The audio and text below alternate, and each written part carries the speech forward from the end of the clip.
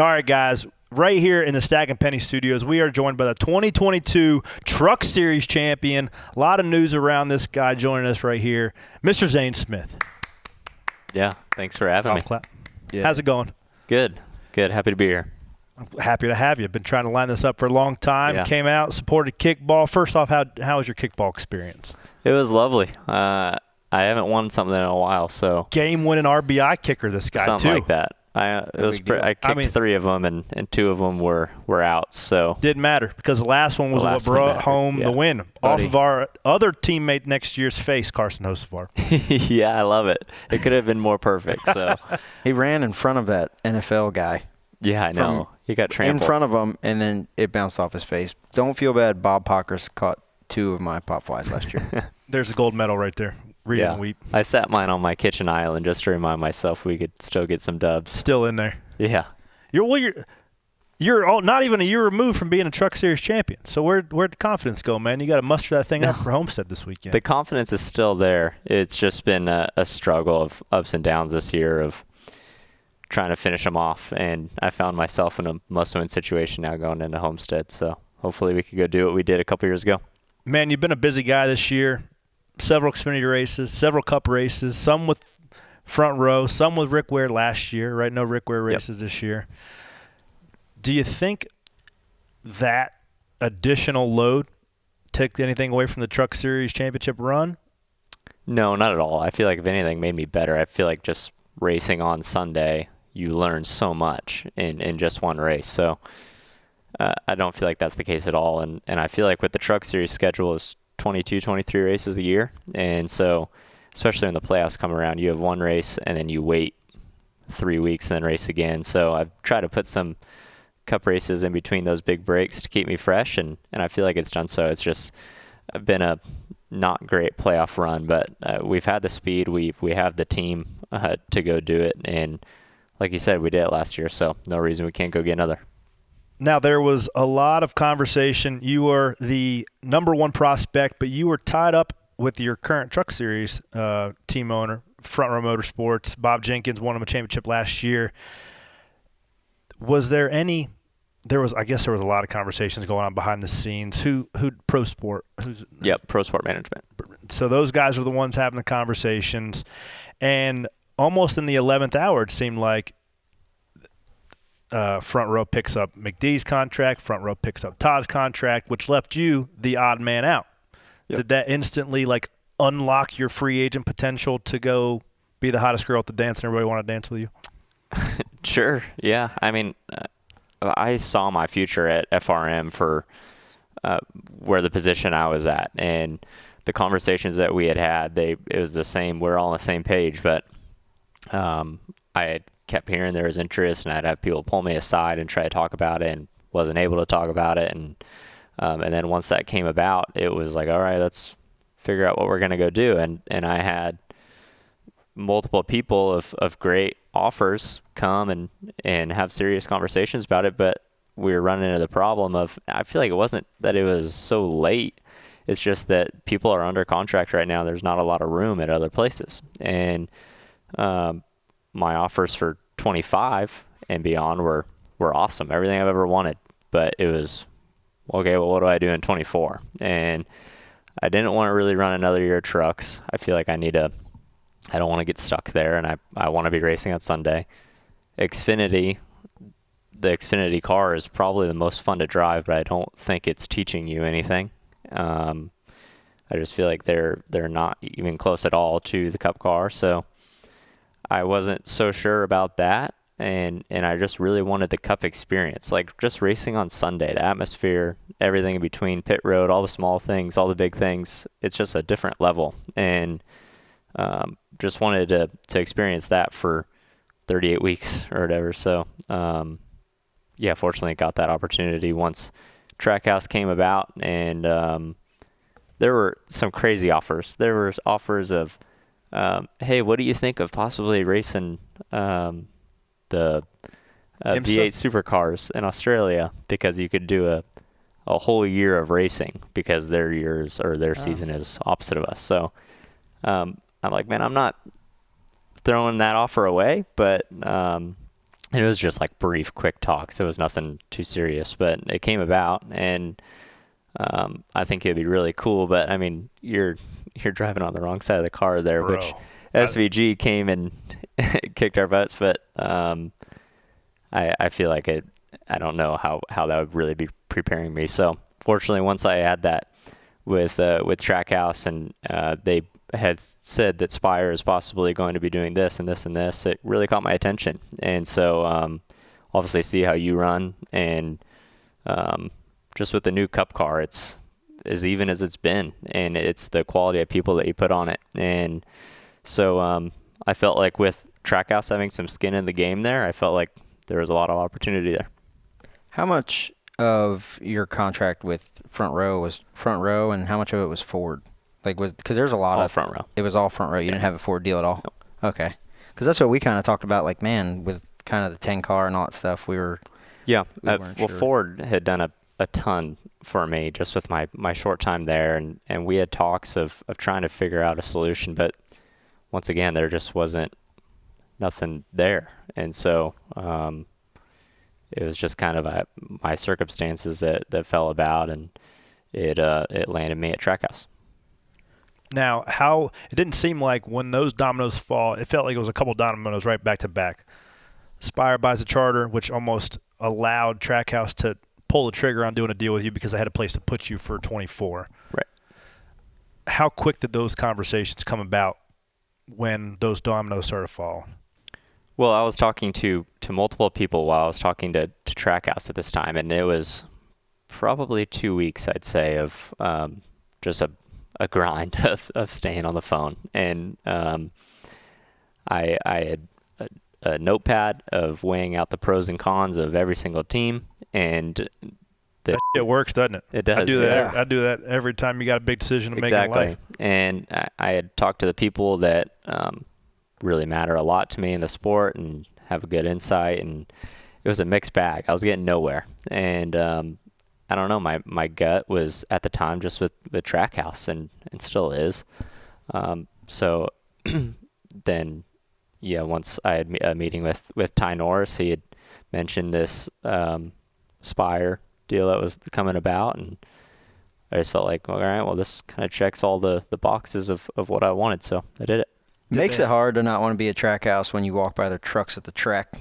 And they got They the got those neon sweet lights and LED lights. yeah, videos They playing have on the the back. best picture Yeah. you've ever seen of Ross Chastain on the back. I'm Had like, a Jesus, damn- Ross Chastain. Yeah, how do you make Ross so cool? Superhero. And then they got country music singers Imagine how playing good this guy's going to look on the back of that LED board. superhero. Jesus. This guy looks like a race car Captain driver. America. He does. That's funny you say that. So when you say he looks like a race car driver, I remember going the first time I ever saw you race, because you, Noah, and Riley kind of were like three amigos, kind of all came here at the same time. But we went to Concord. Hang on. Pause that thought. Could we dig into that a little bit of you and Riley Herbst? No, Your dad. and all them. Yep, Yeah. sure. So all from Vegas or Southern California area, right? Trophy trucks. Yeah, Riley and Noah are from Vegas. I'm from Huntington Beach, California, so I always get mistaken. I'm from Vegas, but besides Irwindale, the bull ring at Las Vegas was my home track, really. I raced there every single weekend. I've known Riley since, I'm sure people have seen that picture a bunch of me and him when we're, I don't know, 4 or 5 years old. Racing trophy carts. You guys carts look the together. exact same, too. You don't look any older. So yeah, I mean, it was it's been cool to grow together and end up racing at the top level of NASCAR. I mean, we were all coming out here racing the summer shootout together, literally touring these NASCAR shops, collecting diecast cars. That's sweet. So First off, coming to my mind, wellness check on Riley. Is he doing okay after his big win on Saturday? Has yeah, anybody heard from him? yeah, I went to dinner with him last night, and with Noah as well. And so he's doing good. Had a good time? weekend. Yeah, which as he should have. No, Dad. I was so pumped up. Okay. So, but you three raced together quite a bit. It's like, Yep. Did you grow up around Noah too? Yep. So How many times did you have to punch Noah in the hauler when you were growing up? So yeah, I guess when so they all live in the same neighborhood, right? And when I would come into town, I would stay at Riley's house, and Riley and Noah were friends, I guess, before Noah and I were friends, right? And they went to the same school together, and I would come into town, we'd play NASCAR inside line at like Riley's house, and I met Noah. And yeah, I mean, he was exactly the same. Like, I always use this like reference of, you go to Noah's old house, and he's a sister, and like her room is like perfectly clean. The whole house is like gorgeously clean. And you go to Noah's, and it's a train wreck. Like, the shower stickers all over the, like, just a mess. Like, random people coming into his room and just signing the wall, like the gardener signing the wall. Like, it's just Noah. And so anyways, we just all kind of became friends. Noah at the time was racing Bandoleros for another team, and Riley was I guess Riley was as well, and I was racing legend cars, and then we got into legend cars, and we all became just one team. And so they were, how the bull ring does it is like Young Lion and semi-pro and then pro and whatnot. And they were in Young Lion, and I was in pro at that time, and we did that for a few years, and then made our transition to the East Coast, and just tried racing out here. We raced a lot more. So even though you guys grew up racing together, the trajectory and opportunities that those other guys had didn't seem like it seemed like every time I either talked to you or heard about the progression of your career, you were always up against a headwind. Like, this happens or it might not come to fruition. There was a couple different deals. You were driving the 71 Super Late model for 77, I think. 77. Yeah. You run second or something, like your first time down there. I went to the Snowball Derby. Yeah. And yeah, that one still stings. I guess I was technically supposed to finish. Didn't you lift because the John Hunter Nemechek was on fire? Yep. It got past like 2 to go or something. Yeah, Christopher Bell passed me with, I don't know, maybe like 15, 20 to go, and he led, and he was probably supposed to win, right? And then it was like me, and I was holding up there was a line of us. It was Chase Elliott, I think, behind me, John Hunter, Casey Roderick, like the group, Bubba and all them that typically run down there. I think you were in it that year, right? And for 3 or 4, just struggling. And yeah, John Hunter was like on fire, then like ran into the pit box or something. Yeah, we were pitted next to him. Yeah. So that's the year I jumped on some guy's hood because he. No, this was the year before that. That was the last year we went. But it was me, my buddy Danny, and then Charles the Knight. Mamba. Oh, wow. Mamba Smith, right? And he's got like Air Force Ones on. This is I remember this forever. John Hunter gets like 2 boxes away, and his shit's on fire, and it's like the fiberglass is burning. So he pulls the steering wheel off, and the caster hooked it into the pit box, and it hit. He had like a cup pit box, right? We had like a Mac toolbox and like a gas can on, which was sketchy because like all the gas cans are there. There's no pit wall, so they're like on like a Coke can. And the grass, when he did it, he hit the pit box. He pinned somebody in between the pit box, but the grass started on fire. And it's burned in my memory. Mamba Smith with his like Air Force Ones, he was like holding his pants up and trying to stomp the fire out. It's like, what the hell are you doing, Mamba? Get a fire extinguisher. But the first time we met, like we went to Concord. You were driving Jamie Elton's car. Yeah. And we broke a distributor or something running second. But I remember sitting in the driver's meeting, and I was like, there's only like 2 or 3 people here that look like race car drivers. You and that kid, but he looks like he should be in a quarter midget. Because you look like you were young, and you ended up winning the race. Yeah. Yeah. I won. One of the last ones at Concord. Yeah. That track was badass. So cool. Yeah. And so yeah, the Derby. Once that happened, my crew chief was my spotter at the time, Gary Crooks, and I'm so new to racing, right? I just see the track was like flooded with smoke, and I couldn't see it all, and I like barely blip it, and Chase like got underneath me. I got back in line, finished third, and like instantly right when Christopher gets into tech, and then he got tossed. Gone, and I'm like, damn, shouldn't have lifted. Shouldn't have lifted or just wrecked Clyde. Yeah. Dang it. All right, so then after that, take me through the Cliff Notes trajectory of since that Snowball Derby. Then it kind of seemed like, okay, this Zane Smith kid is on the map. So then you get a call from who? Yeah, well, I feel like it actually starts before then. We went to New Smyrna Speed Weeks, and I had like no idea where or how big this was. It was awesome. You race like 7 times, right? And like the first couple nights, I like got the full experience. Like moved Stephen Wallace second night, comes down, wants to fight a 15-year-old, like like just wound up, right? And I'm like, all right, this is awesome. And I don't know, it was like third or fourth night, I win one. And these are like 35 lap features, I think it was. And like I didn't even know there was I probably knew, but I truly wasn't paying attention. Like when people always say like, "Oh, I'm not paying attention to the points," like BS. You're kind of paying attention, yeah. But like I truly didn't really know that there was like a end of the week champion, and there was like 2 races left in the week, and it was like, "Hey, you and Ty Majeski are like probably it's gonna come down to you two." And so anyways, we put together like a couple more good nights, and we won the championship there. And then I remember people saying like, dude, you have no idea like how big that is. And just with how hard that week was. And then there was some interest on like some truck teams and whatnot. And I remember Keselowski's group had mentioned out, like this is when I was, like 17 years old probably.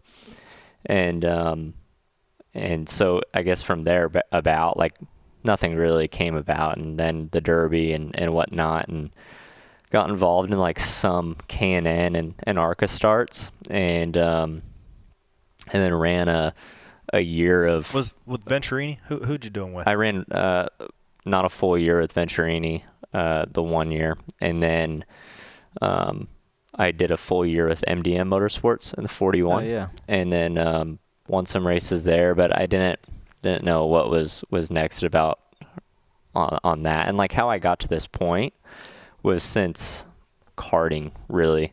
I had we all know it takes funding to get anywhere in the sport, and for me, we went about it of like an investor program to where you invested in me, and if I get to the cup level, then I pay you back. And so that's how I got these opportunities in ARCA and Xfinity and whatnot. And so I got to, I guess after ARCA, like this is where the never-ending story of like, man, what's next? Mm-hmm. And like I feared these months that we're in right now because like, this is the worst. Mm-hmm. And so after ARCA, didn't know. I thought like possibly some truck stuff. I think it was at GMS. I think it was maybe going to be.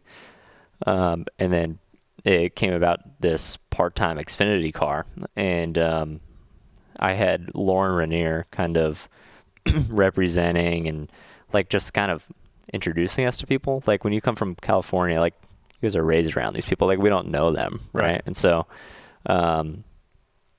he did an awesome job of assembling the right people around me, and he was a huge part of my career of that. And so once I got to Xfinity, like we went to the Vegas test, and like I fell in love with these cars. It was awesome to like actually feel power at first, and what actually like was not bad in the test. And whose car did you drive? JRM. Okay. Yep. And the 8.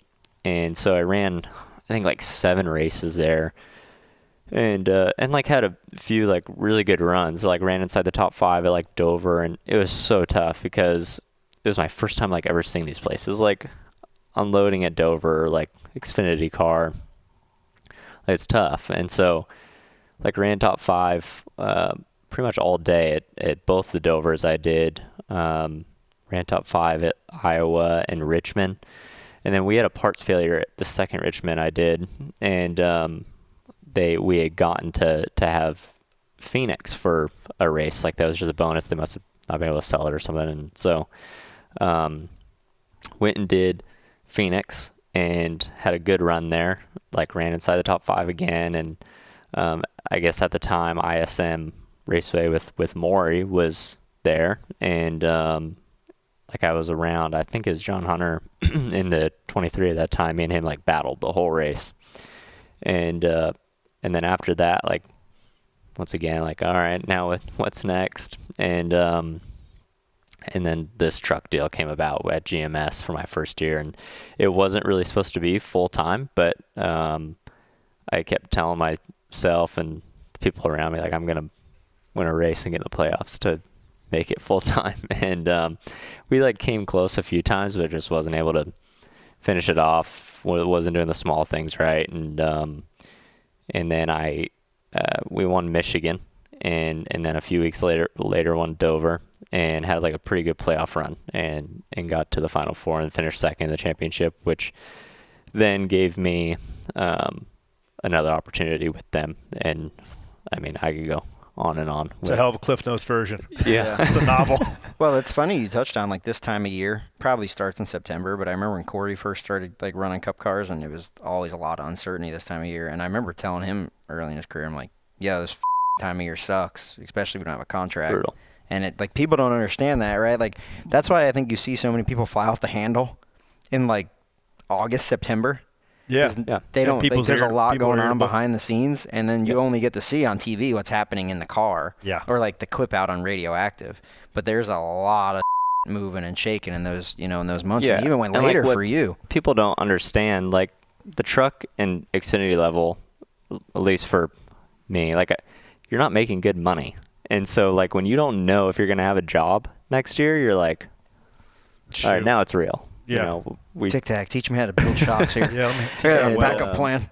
So, like, that's where, like, it was like a life or death deal, and, like, I mean, shoot, 2021 was the most real year of that, of, like, going into Martinsville, must win, don't have anything. And it was like, got her done. it was, yeah, we did. But, like, going into that week, it was like, I'm not like, I will wreck before I lose. It just, because I knew if I got to the Final Four, I could have that on my resume of, hey, I made it the past couple of years undefeated with that. And at least we've won a race. Like 21, we were really fast, but like we had so many just mistakes, penalties, issues, and unfortunately people don't care. Like they just care if you win. And yep, right. So I understand, but I just remember, like, man, this one, I've had opportunities that have come into place, but I don't see the sun coming up after this one if it don't happen, and fortunately it did. Sun came up. Yeah. Now he's got a cup ride. Unfortunately, you got to pay all them people back now. Yeah. And I wanted to touch on that a little bit, not too much, but it's not uncommon, right? I've gotten calls for white knight. It's like a white knight type investor in your career. Daniel Hemrick's another one that took that approach. Just to Scott Dixon, I remember, is a big one on that. I think he was one of the first. Who's that? Scott Dixon. Okay. Yeah. Okay. Yeah, not uncommon. IndyCar side, but yeah, I mean, whatever it takes to get you to the next level and keep right. that thing moving. You mentioned something real quick, and I wanted to go back to it because that's where Stacking Pennies comes from. You said you had speed, but you weren't doing the little things right. Yep. So what are those little things now that took you from what your own verbiage was of just fast, not winning races, now a champion and rookie in the Cup Series, going to make a hell of a career for himself? What are those small things? Yeah, and I mean, I guess to touch on this, Josh Wise, who I'm working with next year, has shown me like the true meaning of that and how to do it. And it's just all these guys that compete at the high level, they could all drive fast, but it's the guys that win all these races multiple times a year that do the little things right. And those little things, like there's so many little things on pit road. There's so many little things to study and to apply on restarts, and when lane changes, once the rubber gets laid down, and being able to move around, when to know to move around. You go on and on about it. Yeah. And so I feel like just preparing yourself for the weekend, to train yourself to do those little things right. I feel like even on your perfect race, there's still always a couple things where you're like, man, I probably could have done that a little bit better. And it starts on Monday of the race week for me. And just preparing, watching previous races and how they play out, and just situational racing, really. So several Cup starts this year. one, I wanted to ask you how your opinion's been, what you've learned so far. Just going Charlotte to race has stuck out to me. The Coke 600, you hauled ass. Where'd you finish? 10th? Yeah, 10th. Going from a truck the same weekend back-to-back to a Cup car, and then also what are some of those things you're going to apply next year, and what are the goals? Yeah, I mean, the truck or Cup deal is ridiculously tough. The Coke 600 was probably, unfortunately, the only one I had this year where I felt like, man, I ran a good race. And there's so many things, especially in that race that's so long, that it's like I could have done this better, this better, this better. But yeah, I mean, I really need to be better at qualifying. I feel like that's so important on the Cup side, just because where you qualify and where you come off a pit road is where you run. And the blocking is horrendous. Just everyone does it just because we're all the same speed. And here's my point too. I've said it a couple times on the show. You can see so much better out of those rearview cameras to block better. I know. Like you could tell at multiple places with me this year. Like you're racing a guy and you're like, I don't know if he's looked through the windshield once. No. 5 laps. So that's how it works. Would it be better if you took him out, you think? Yes. Well, the problem is you can't get to him. If only we knew a guy who was on the driver advisory. Oh, if you take the sorry, Yeah. I meant the actual take him cameras out. out and just do No, not take. Yeah, no. Yeah. I mean, could take them out. Hey, might not be great for long-term success, but I mean, NASCAR like it. They'd use some marketing material. So, all right, going next year. Oh, I cut you off about the review cameras, but yes, the blocking it's not horrendous. Might be a strong word. It's a necessity, right? It's like you have to defend, and for sure, because the guy in front of you is also defending you simultaneously while you're blocking the guy behind right, you. for sure. And like I know now that I have the experience of like just experiencing what it's like is a huge part of it. And so happy I've been able to experience that. And like a lot of my races, I've been like in the thick of the dogfight of 16th to 24th. Yeah, just the hornet's nest. Dogfight. Live it. And so happy I've been able to experience that. But I'm excited for next year. Should be, man. We got a lot of good things going on. What is it already starting to shape up like? Spire's making a big transition to the KBM shop, right? So we don't even know layout. We don't know people. We don't know a lot of things besides the people that are on the 7, more or less, of who's intact. But everything that you're seeing and hearing put together for your car specifically, how's it shaping up? Good. I do know the crew chief for next year, and super excited about that. And I don't know when it's going to be announced, but could be right now. I don't want to start off on a bad foot with them. But I hear you. So we catch up about every week and go through on who we got, who we're trying to get, and how we're going to build the best team we possibly can. And so that's been exciting. But I've gotten lucky on the shop side I live right in that area now. So with front row being right there, JRM, GMS wasn't too far, and now KBM's. Saving on some gas. Yeah, I love it. Now, I think everybody had a little bit of a head-scratcher moment when they signed. It was like right on the heels of the SVG announcement, they announced your deal. Mm-hmm. So now you got 4 roosters and a 2-chicken hen house. What have the conversations been? What is the plan for SVG, and what are some conversations you've had about 25? Because 24 is laid out. They've already been public with that. What does it look like beyond that?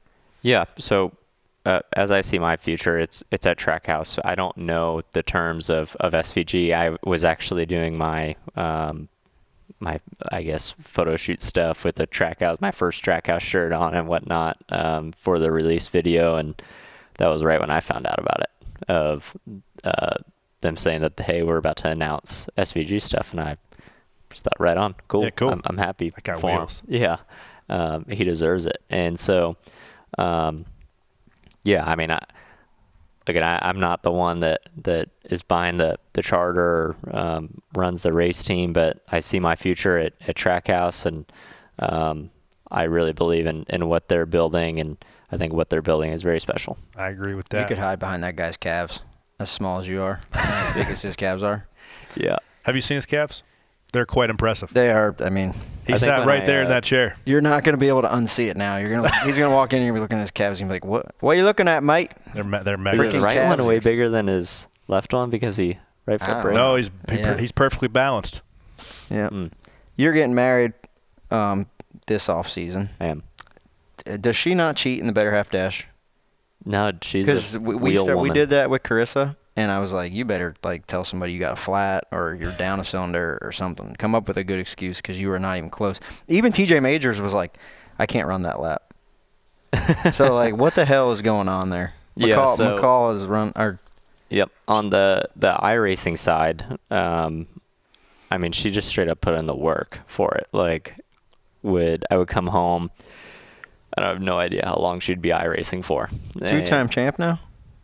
3 times. She's won 2 on iRacing, and I mean, she's quick on iRacing, especially in a Legends car. And so then once we went to GoPro, I'm like, all right, this is where I could help because I suck on iRacing. And we went out to GoPro, and like, this is what I grew up doing, these style of go-karts. And I followed her and like just instantly told her a few things to like work on.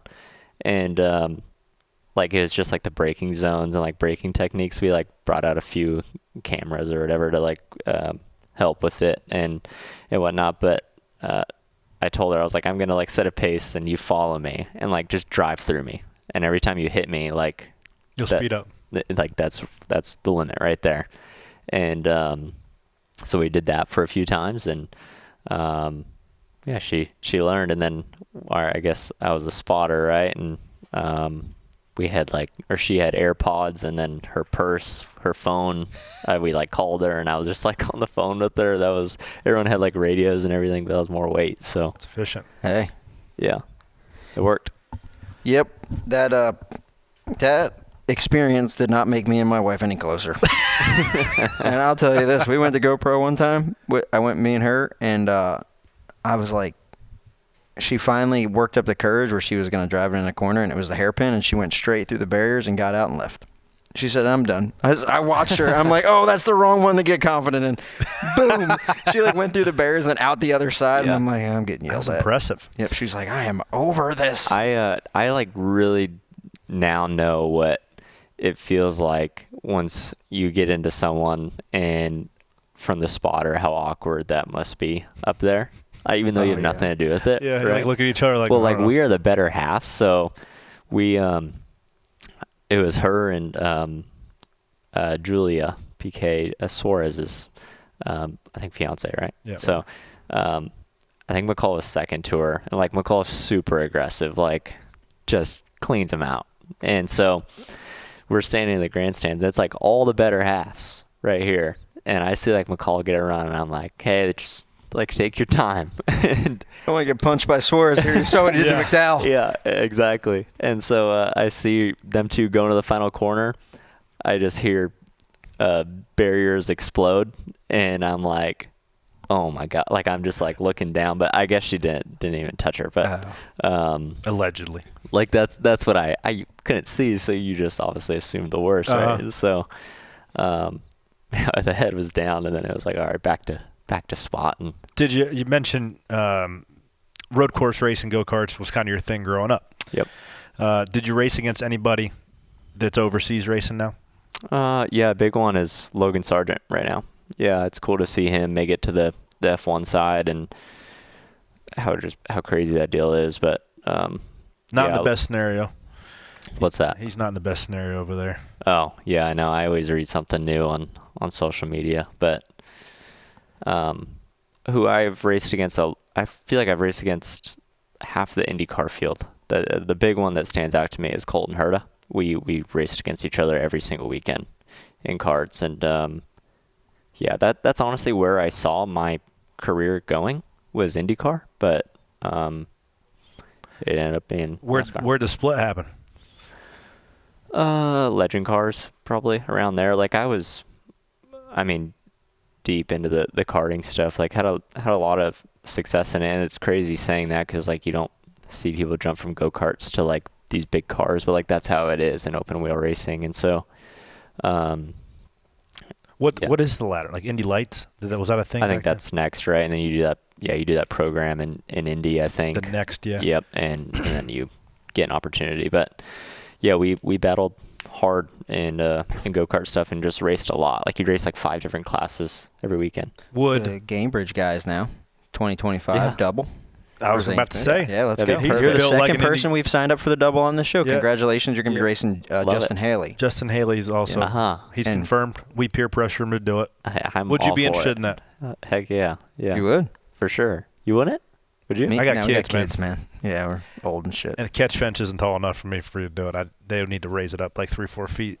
Or I'd be out in the ballpark. I mean, their wrecks are definitely big, but I would 100% do it. Well, Kurt Busch says do Taekwondo before you do it. He did. Yeah. And it worked. My man ran up front. He ran up front. Yeah. Where did he finish? 7th? 6th? 6th. Yeah. Whew. Cool. Taekwondo's the difference, man. If you ever decide to do it, you should look it up. Or jiu-jitsu. Maybe just change it up a little bit. Why is that? Again, why? You got to go back, listen to the podcast. He says it makes your brain think about things differently. Yeah. Copy that. You got Vegas connections. You can go to UFC gym out there.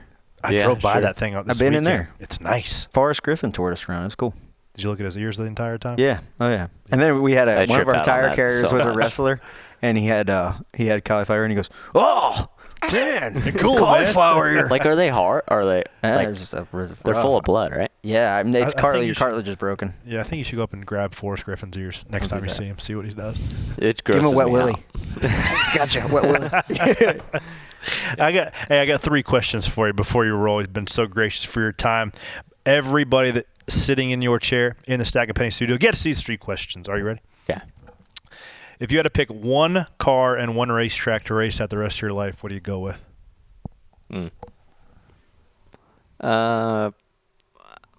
Shoot. I don't know. The Truck Series puts on a hell of a race at Kansas. Kansas definitely is my racetrack, though. Yeah. That I feel like is like one of the best racetracks out there. It has aged to perfection. Yeah. And a truck. Yeah. I'll take a truck. Sure. Big truck guy. Dang. Yeah. The truck champ. Why not? Makes sense. I've never raced a cup car there, or that's all I've raced it's pretty there. Fun. So, yeah. Question number 2. What is the most embarrassed you've been at the racetrack? Pit Road at Talladega, rank up there. Yeah, what the hell? Yeah. You got to know better than to come at Hero and a Half show like that. I mean, I forgot about that. We were going to talk about that. Did you miss your pit box and then hook a left? No, I had basically got my pedal there, getting to the line, and it was all rear brake. Well, I mean, yeah. and I went to the brake pedal, and it was there, but it traveled quite a lot. And once it engaged, I was crossed up, and then my heart literally sunk watching them run. And yeah. Tell you what else sunk your quarter panel. There's no match. Yeah. It wasn't a match. Hey, he was dog of the week, man. Old Charlie Plank. Shout out Charlie Plank. Yeah. Did you call him afterwards? Yeah, I saw him after, and I obviously felt terrible, right? Gotta make sure he didn't sue you either. That same thing happened. I mean, however you want to look at that, like I'm sitting in the rental car, I'm like, I pretty much just hit a man on 77. Like, we are going the same speed as we are on 77. That man chose to jump out in front of your truck, though. Luckily for you, he was a dog. He was a dog, right? But yeah, I called him the next day, and he's just like, "Oh, like, don't worry about it, dude. Like, let's move on." Part of the job, man. What do you say? It's great to go. I'm not just gonna erase that from my mind, but I will focus forward on Homestead, obviously, but I'm never gonna forget that. Yeah, it's an iconic moment. Sure. Same thing happened. A dog was made. It's not like McDowell spun out like that, getting in the pit box, and you're in like this race last year. The 19 did it. Like, it's not an uncommon thing. Oh yeah. It's like and he got turned. Who was that? The 5. The 5, but he saw his pit box late and jabbed the brake and hooked the left and just got turned. Yeah. Narrow pit road this week. Question number 3. If you had to lose every single one of your racing memories and keep one, what do you keep? Oof.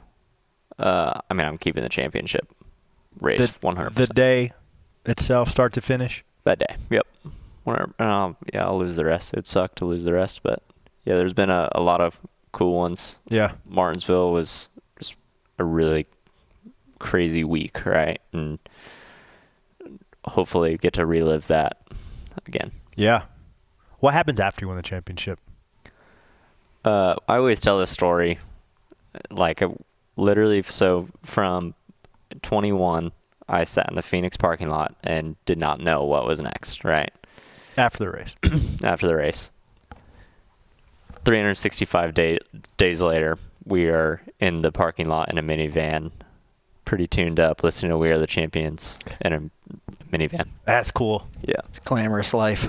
Yes. The old Avis minivan out in the parking lot. The old Chrysler Town and Country rocking out. And then, we went to Airbnb, celebrated, and then I was off to Cabo to celebrate some more the following day. Must have been a good time. A lovely time. This has been a good time, too, because we've had Zane Smith right here in Stacking Pennies. Cool. I'm excited to be your teammate next year, buddy. We're going to have a good time. Yeah. Thanks, man. Yeah, buddy.